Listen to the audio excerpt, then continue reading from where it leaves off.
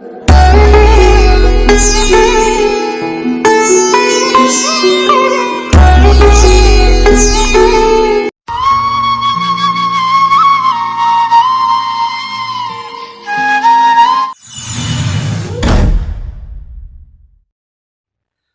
प्यारे बच्चों, आज हम पढ़ेंगे प्रश्नावली 4 दो चर वाले रैखिक समीकरण। दो चर वाले रैखिक समीकरण के बारे में हम आज विस्तार से अध्ययन करेंगे। तो इससे पहले हमने पिछली कक्षा में एक चर वाले रैखिक समीकरण के बारे में पढ़ा था। एक चर वाले रैखिक समीकरण होता है ax प्लस b बराबर 0। ये जो है एक चर वाले रैखिक समीकरण का मानक रूप है। हमने एक चर वाले रैखिक समीकरण को हल करना भी सीखा था। तो इसको हल करते हैं। ax प्लस b बराबर 0 होता है, तो b को इधर भेजेंगे तो क्या आएगा, ax बराबर माइनस b, और x बराबर आ जाएगा a भाग में आएगा तो माइनस b बटे वे a। तो जो है एक चर वाले रैखिक समीकरण का जो है मानक रूप होता है, उसका जो हल होता है वो क्या होता है, x बराबर माइनस b बटे वे a। अब जो है हम अब जो 9वीं कक्षा में हम पढ़ेंगे दो चर वाले रैखिक समीकरण के बारे में। दो चर वाले रैखिक समीकरण का मानक रूप होता है दो चर वाले रैखिक समीकरण का मानक रूप ax plus B Y plus C बराबर 0। ये जो है दो चर वाले रैखिक समीकरण का मानक रूप होता है। अब देखिए ध्यान से, इसमें जो है ए बी सी क्या है, ये है अचर पद, और x और y क्या है, चर पद। अब ध्यान से देखिए, अगर हम किसी समीकरण का उदाहरण लेते हैं, जैसे 3x प्लस 2y प्लस 5 बराबर 0, तो इसमें जो है हमारे पास जो अचर पद है वो क्या है, 3, 2 और 5।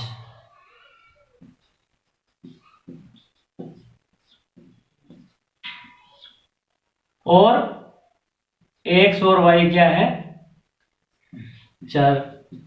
तो आप अच्छे से समझ गए होंगे कि अगर एक दो चर वाला रैखिक समीकरण दिया हुआ तो उसमें चर कौन से हैं और अचर पद कौन से हैं। तो अब हम आगे इसको विस्तार से समझने के लिए प्रश्नावली 4.1 के सवालों को हल करेंगे।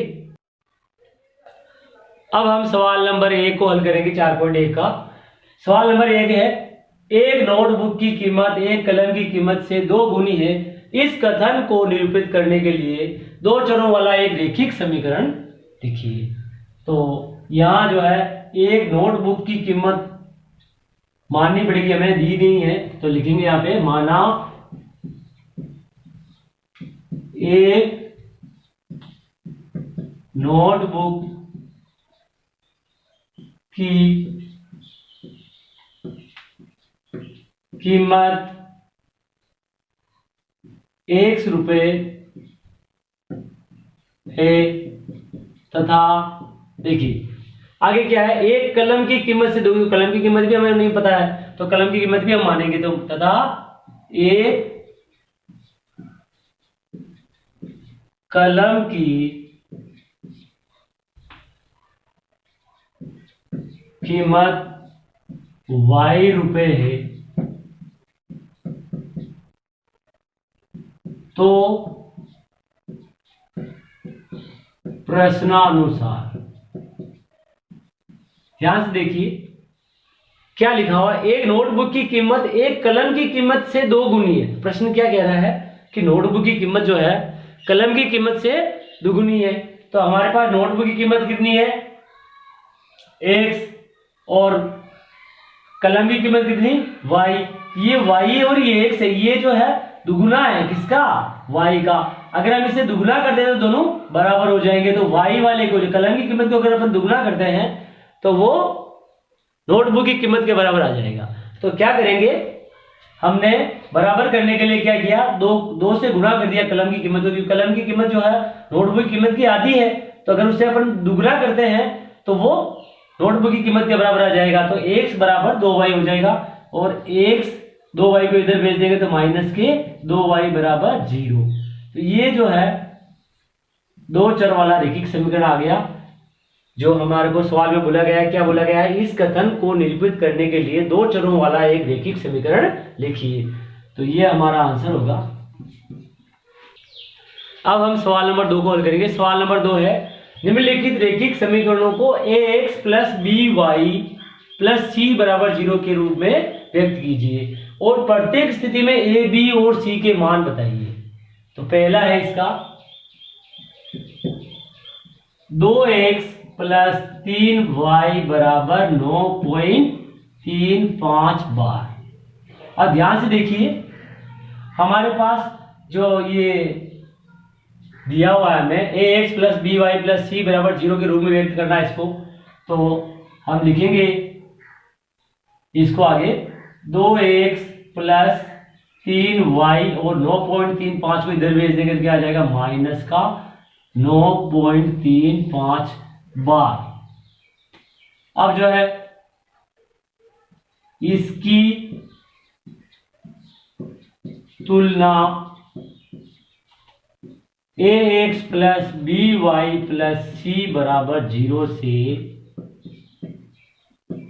करने पर, ध्यान से देखिए हमने क्या किया था, 2x प्लस 3y बराबर ये जो दिया है हमें इस रूप में लिखना पड़ा। इसको इस रूप में हम लिखेंगे तो क्या ax तो x वाला पद आ गया, फिर प्लस by तो y वाला पद आ गया, फिर c अचर पद तो अचर पद वाला पद आना चाहिए, और बराबर में क्या आना चाहिए, 0। तो अब जो ये आ गया है, फिर इसकी तुलना हमें किससे करनी है, ax plus by plus c बराबर 0 से। तो इससे तुलना करेंगे तो ध्यान से देखिए, a का मान क्या आएगा, a बराबर x के गुणा में a है, तो x के गुणा में क्या है यहाँ पे 2, तो a बराबर कितना 2। b बराबर क्या आएगा, b किसके गुणा में है, y के, तो y के गुणा में क्या है यहाँ पे 3। और c क्या आएगा, देखो c जो है इसके प्लस में है, प्लस या माइनस में हो सकता है, अचर पद है, तो अचर पद यहाँ क्या है, माइनस का 9.35 बार। आंसर। अब हम सवाल नंबर 2 का दूसरा वाला भाग करते हैं। दूसरा वाला भाग है इसका x माइनस वाई बटेवे 5 माइनस 10 बराबर 0। हम इसको लिख सकते हैं x माइनस 1/5 y माइनस 10 बराबर 0, क्योंकि y को 1 से गुणा करते हैं तो y आता है, तो 1/5 y माइनस 10 बराबर 0 लिख सकते हैं। अब क्या करेंगे, इसकी तुलना ax plus by plus c बराबर 0 से करने पर। अब जो है इसकी तुलना हम किससे करेंगे, ax plus by plus c बराबर 0। देखो सबसे पहले हमने क्या किया, ये जो हमारी समीकरण दे रखी है यहाँ, इस रूप में इसको व्यक्त किया। तो इस रूप में पहले से ही है ये, लेकिन थोड़ा सा क्या है, यहाँ थोड़ा सा डाउट पैदा हो जाता है कि बटे में 5 इसको कैसे लिखे। तो हम जो इसको 1/5 लिख सकते हैं, तो हमने इसको इसके रूप में बदल दिया है। अब हम क्या कर सकते हैं, इसकी तुलना इससे कर सकते हैं। देखिए 1 से गुणा में a है, हम a का मान लिखना चाहते हैं तो a बराबर 1 से गुणा में जो भी वो लिखना है, यहाँ 1 से गुणा में कुछ भी नहीं दिख रहा है, मतलब x वाला पद है, इसका मतलब क्या आएगा a, क्योंकि यहाँ माइनस का प्लस का कोई निशान नहीं, मतलब प्लस का। फिर b का मान क्या आएगा, b क्या है y के गुणा में, तो y के गुणा में क्या है यहाँ पे माइनस का 1/5। फिर c का मान, तो c का मान क्या, c क्या है अचर पद, तो अचर पद यहाँ क्या है माइनस का 10, ये माइनस के 10। आंसर। अब हम सवाल नंबर 2 का तीसरा वाला भाग हल करते हैं। तीसरा वाला भाग है इसका माइनस का 2x प्लस 3y बराबर 6। देखिए ध्यान से, अब हम इसको इस रूप में बदलेंगे। इस रूप में बदलने के लिए क्या करना पड़ेगा, अचर पद जो हमारा इधर है उसको इधर भेजेंगे। तो क्या आएगा, -2x + 3y - 6 बराबर 0। अब इसकी तुलना हम जो है, इसकी तुलना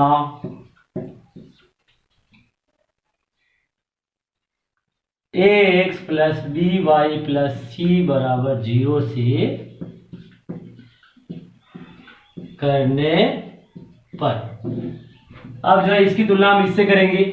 तो ध्यान से देखिए, a का मान निकालना, तो a बराबर क्या है, a x के गुणा में, तो x के गुणा में क्या चीज है, -2। b का मान क्या आएगा, b क्या चीज है, y के गुणा में, y के गुणा में क्या चीज है, 3।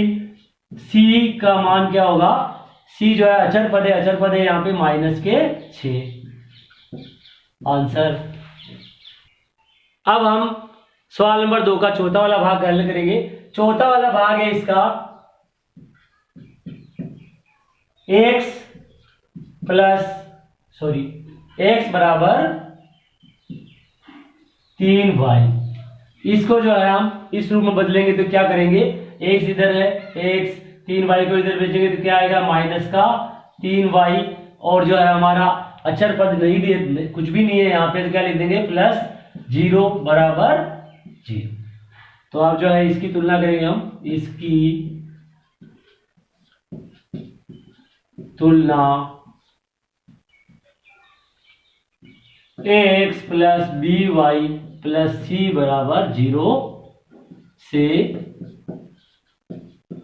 करने पर। देखिए तुलना करते हैं, तो a की जगह क्या है यहाँ पे, a जो है यहाँ x के गुणा में है, तो x के गुणा में क्या है, कुछ भी नहीं है, मतलब 1, क्योंकि x वाला पद यहाँ है। तो अब क्या करेंगे, b, और b का मान क्या है, b y के गुणा में है, तो y के गुणा में क्या है, -3, तो -3। c क्या चीज है, अचर पद, अचर पद क्या है, 0, तो क्या आ जाएगा, c का मान 0। आंसर। अब हम इसका पांचवा भाग हल करेंगे। पांचवा भाग है इसका, 2x बराबर -5y। -5y को इधर भेजेंगे, क्या आएगा, 2x + 5y। और अचर पद क्या है इसमें, c की जगह हमारे यहाँ कुछ भी नहीं है, तो क्या लिखेंगे हम, प्लस के 0 बराबर 0। अब इसको जो है, इसकी तुलना ax + by + c बराबर 0 से करने पर। तुलना करते हैं, देखिए a का मान निकालेंगे, तो a क्या चीज है, x के गुणा में है, तो x के गुणा में क्या है, 2। फिर b का मान लिखते हैं, b, तो b का मान क्या है, b y के गुणा में, तो y के गुणा में क्या है, 5। फिर c का मान, c अचर पद है, तो अचर पद यहाँ क्या है, 0। आंसर। अब हम इसका छठा भाग हल करेंगे। छठा भाग है इसका, 3x + 2 बराबर 0। इसकी तुलना जो है, इसको जो है इस रूप में लिखेंगे, तो क्या आएगा, 3x + y वाला पद नहीं है यहाँ पे, तो y वाला पद की जगह क्या लिखेंगे, 0y प्लस अचर पद क्या है, 2, तो लिख देंगे 2 बराबर 0। इसकी तुलना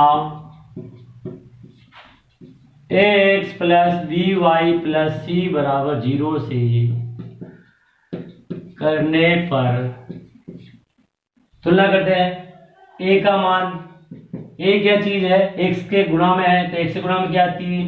b का मान, b क्या चीज है, y के गुणा में क्या है, 0। c का मान, c क्या चीज है, अचर पद है, 2। आंसर। अब हम इसका सातवां भाग हल करेंगे। सातवां भाग है इसका, y - 2 बराबर 0।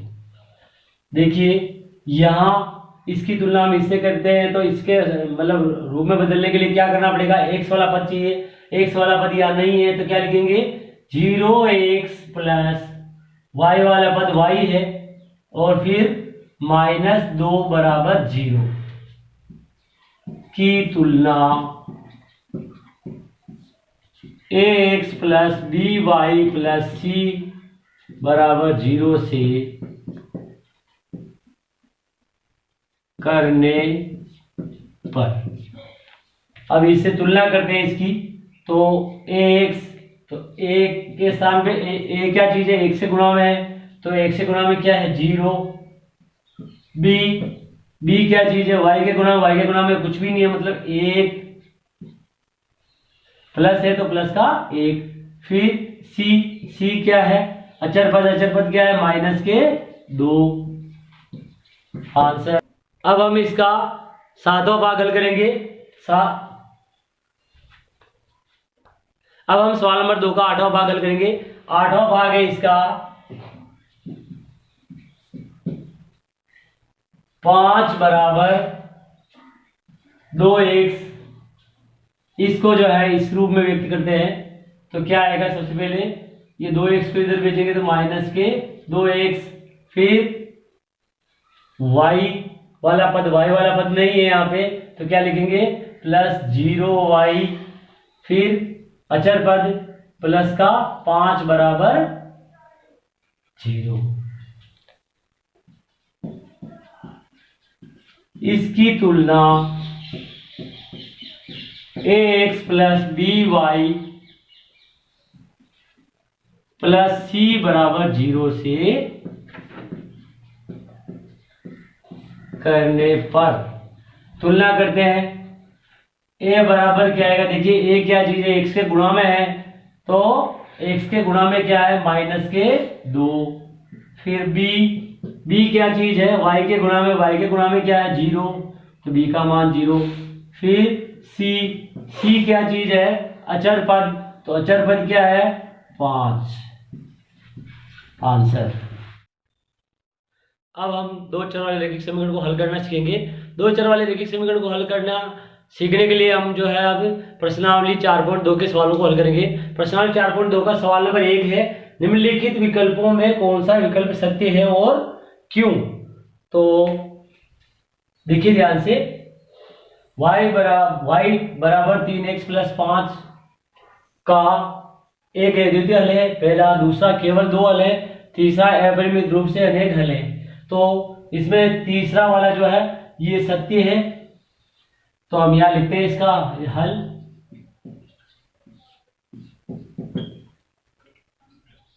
तीसरा अपरिमित रूप से अनेक हल है,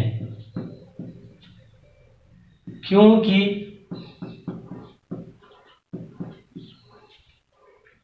x के प्रत्येक मान के लिए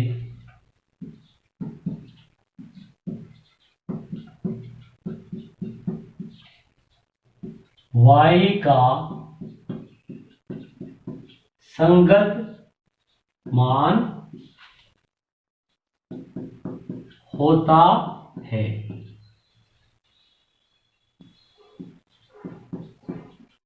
विलोमतः भी सत्य है।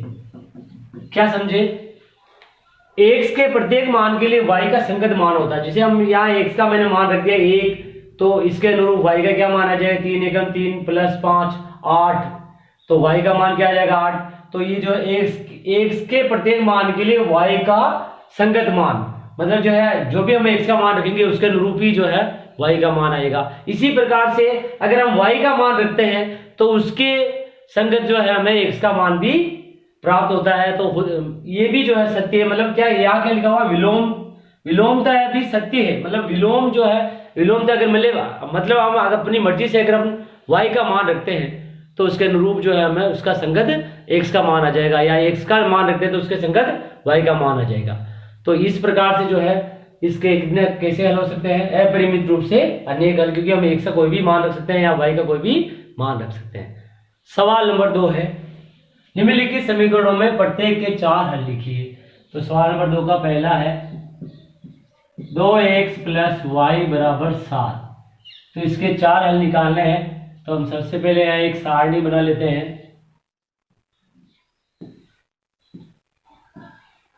ये x है और ये y है। 4 हल निकालने पे 1 2 4। अब जो है हम x का यहाँ पे जो है हम x का मान रखते जाएंगे और y का मान जो है उसके संगत मान निकलता जाएगा y का। तो x का मान यहाँ हम रखते हैं, मान लीजिए x बराबर क्या रखा हमने 1, तो रखते हैं यहाँ पे 2, 1 + y = 7, 2 एकम 2, 2 + y = 7, तो y = 7 - 2, तो y बराबर क्या आ जाएगा, 7 में से 2 घटाए तो 5। तो हमने x का मान रखा 1 और उसके संगत जो है y का मान क्या आया हमारे पास 5। x का मान 0 रख देते हैं। तो देखिए x का मान 0 रखते हैं, x = 0, तो x = 0 रखते हैं। तो 2 0 + y = 7, ये हो जाएगा 0, तो क्या आ जाएगा y = 7। तो y का संगत मान क्या आया 7। अब हम यहाँ रख देते हैं x = 2, x = 2 रखते हैं। तो देखिए रखते हैं इसके अंदर 2 + y = 7, 2 दूनी 4, 4 + y = 7, y = 4 इधर जाएगा 7 - 4, तो y बराबर आ जाएगा 7 - 4 3। तो संगत y का संगत मान क्या आया 3। कब आया, जब x का मान हमने 2 रखा, x का मान 2 रखा तो y का मान कितना आया 3। अब हम रखते हैं x = 3, तो 2 3 + y = 7। हमने क्या किया, x का मान 3 यहाँ रख दिया, x की जगह 2 3 6 + y = 7, y = 7, 6 इधर जाएगा माइनस का हो जाएगा, तो y बराबर कितना आ जाएगा 1। तो जब हमने x का मान 3 रखा तो y का मान हमारे पास क्या आ गया 1। इस प्रकार से जो हमने सवाल नंबर 2 के पहले के 4 हल निकाल लिए हैं। अब हम सवाल नंबर 2 का दूसरा वाला हल करेंगे। दूसरा वाला है इसका πx + y = 9। इसके 4 हल निकालने के लिए टेबल बना लेते हैं।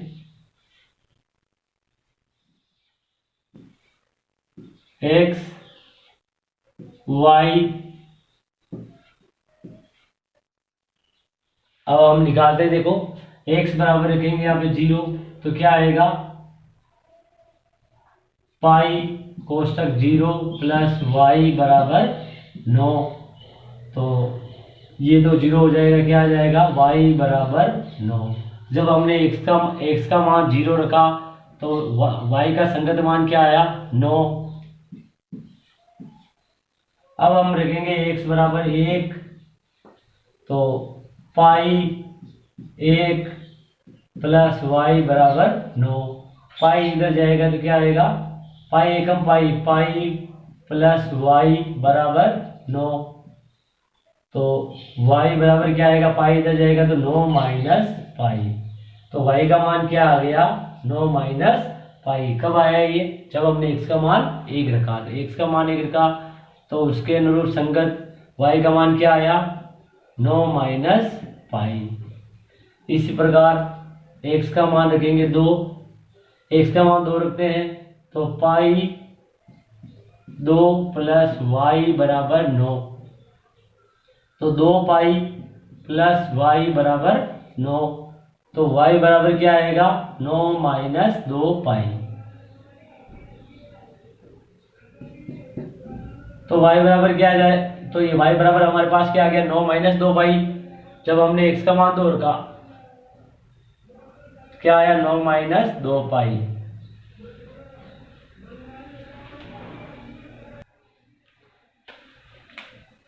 अब हम x बराबर रखेंगे 3, तो 3 रखते हैं। देखिए पाई 3 प्लस वाई बराबर 9, क्या आ जाएगा 3 पाई प्लस वाई बराबर 9, तो y बराबर आ जाएगा 9 माइनस 3 पाई। जब हमने x का मान 3 रखा तो उसके अनुरूप y का संगत मान क्या आया 9 माइनस 3 पाई। सवाल नंबर 2 का तीसरा वाला है,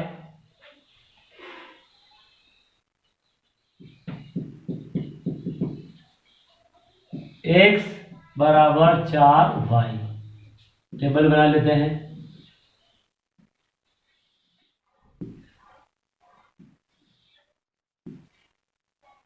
x y,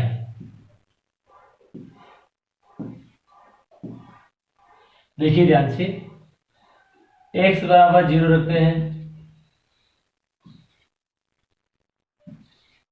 तो यहां आ जाएगा 0 बराबर 4y, तो y बराबर क्या आ जाएगा, ये 4 इधर भाग में जाएगा, देखिए इधर तरीके से कर देते हैं इसको, 0 बटे में 4 बराबर y, 0 के अंदर 4 का भाग लेना क्या आएगा 0, तो 0 बराबर y मतलब क्या आ गया, y का मान आ गया हमारे पास 0। तो यार जब हमने x का मान 0 रखा तो उसके अनुरूप y का मान क्या आया 0। अब हम रख देते हैं यहाँ पे y का मान रख सकते हैं, यहाँ पे y का मान चलो रख देते हैं, हम क्या रखते हैं यहाँ पे 1, y का मान हम 1 रखते हैं, तो यहाँ y का मान क्या रख दिया हमने 1, तो देखिए y का मान 1 रखते हैं, तो x बराबर 4 1, तो x बराबर कितना आएगा 4 एकम 4। जब हमने y का मान 1 रखा तो उसके संगत x का मान क्या आया 4। अब हम y का मान रख देते हैं 2, y का मान 2 रखते हैं, देखिए इस समीकरण में x बराबर y, x बराबर 4, y की जगह 2, 4 दूनी 8, तो x बराबर क्या आ गया 8। जब हमने y का मान 2 रखा तो उसके संगत x का क्या मान आया 8। अब हम रख देते हैं y का मान 3, तो y का मान 3 रखते हैं, x बराबर 4, y का मान 3, तो 4 दूनी 8, 4 दिए 12, तो x बराबर कितना आ गया 12। तो जब हमने y का मान 3 रखा तो x का संगत मान क्या आया 12। तो इस प्रकार से जो है हम इसको हल करेंगे। सवाल नंबर 3 को हल करेंगे। सवाल नंबर 3 है, बताइए कि निम्नलिखित हलों में कौन कौन समीकरण x माइनस 2y बराबर 4 के हल हैं और कौन कौन हल नहीं है।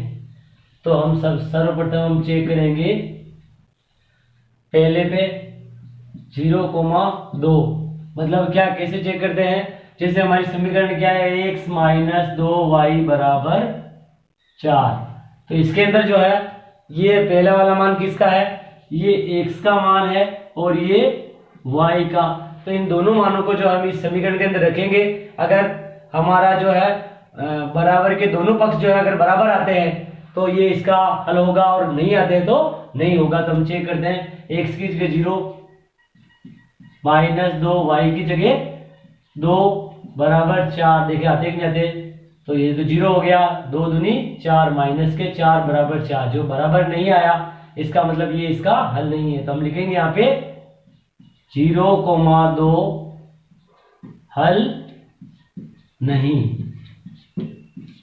अब हम सेकंड वाले को चेक करते हैं, सेकंड वाला है इसका 2,0 x माइनस 2y बराबर 4, तो x की जगह क्या है 2 और y की जगह 0,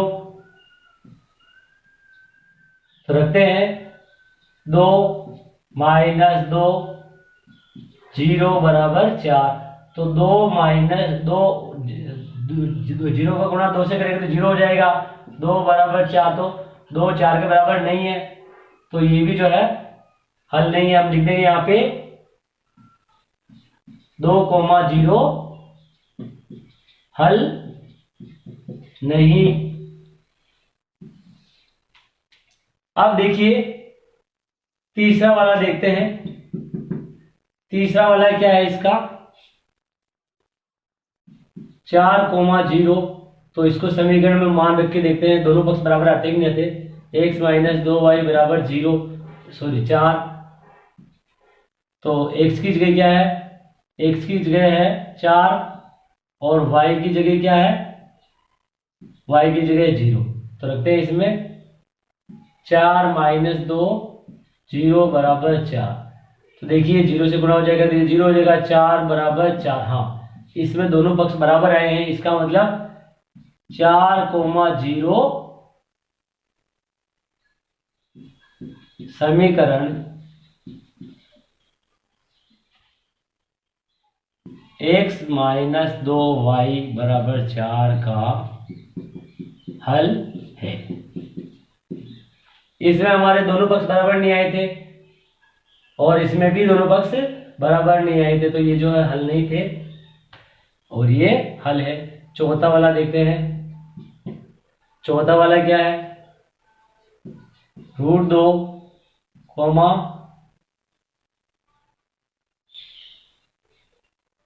4√2 मान रखते हैं। ये x का मान है और ये y का।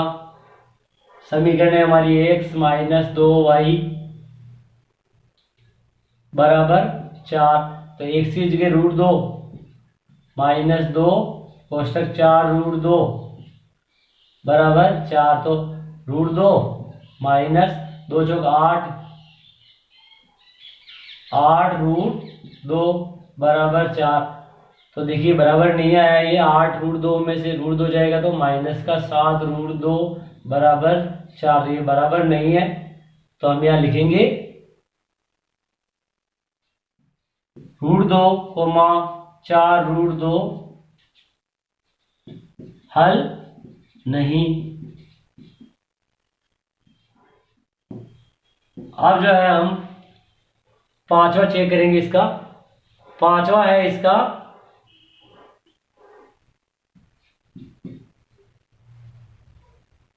1,1। हमारी समीकरण है x माइनस 2y बराबर 4। तो देखिए ध्यान से, x की जगह क्या है, x की जगह है 1 और y की जगह भी 1 है। तो मान रखते हैं x की जगह 1 माइनस 2 y की जगह भी 1 है बराबर 4। तो 1 माइनस 2 बराबर 4, क्योंकि 2 एकम 2, तो 2 में से 1 गया तो -1 बराबर 4। इसका मतलब ये -1 4 के बराबर नहीं है। तो हम यहाँ लिख देंगे 1,1 हल नहीं, आंसर। अब हम सवाल नंबर 4 को हल करेंगे। सवाल नंबर 4 है k का मान ज्ञात कीजिए जबकि x बराबर 2 y बराबर 1 समीकरण 2x प्लस 3y बराबर k का एक हल हो। ध्यान दीजिए, हमें दिया हुआ 2x प्लस 3y बराबर k और x और y का मान दिया हुआ है। x बराबर दिया हुआ हमें 2 और y बराबर दिया हुआ है 1।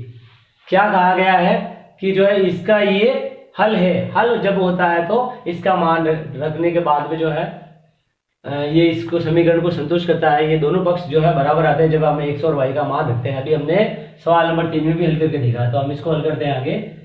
तो 2x की जगह क्या रखना है, 2 प्लस y की जगह 1 बराबर k। तो 2 दूनी 4 प्लस 3 एकम 3 बराबर k। तो 4 और 3 7, 7 बराबर k। तो k बराबर कितना आ गया हमारे पास 7।